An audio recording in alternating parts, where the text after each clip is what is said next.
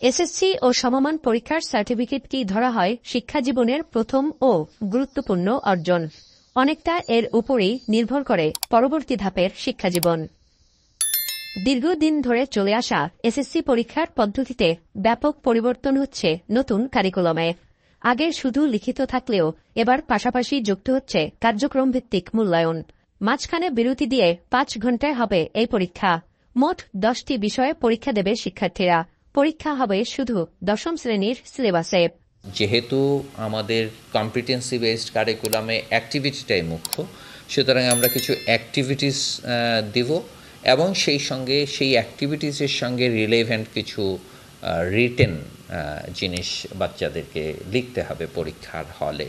সকাল 10টা থেকে 1টা পর্যন্ত ওই অ্যাক্টিভিটিতে ব্যস্ত থাকবে, 1টা থেকে 2টা পর্যন্ত একটা টিফিন পিরিয়ড থাকবে।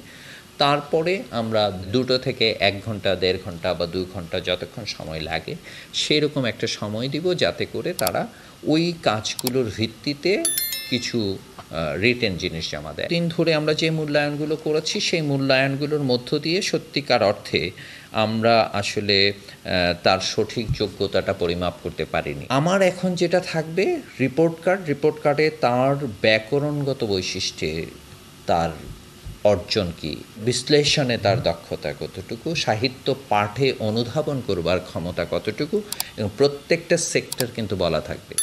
নতুন পদ্ধতিকে আরও বৈজ্ঞানিক করার পরামর্শ শিক্ষা গবেষকদের। অভিভাবকদের মধ্যে আগে থেকেই উদ্বিগ্নতা রয়েছে নতুন শিক্ষাক্রম নিয়ে, এবং 5 ঘন্টা পরীক্ষার যে পরিকল্পনা এবং যেটা চূড়ান্ত হয়েছে সেটি আসলে কতটা বৈজ্ঞানিক সেটা দেখবার বিষয়। একটা পাবলিক পরীক্ষার মাঝখানে আবার বিরতি দেওয়া, সেটিও আসলে কতটা যৌক্তিক সেটা আমি মনে করি এখনো ভাবার সুযোগ আছে।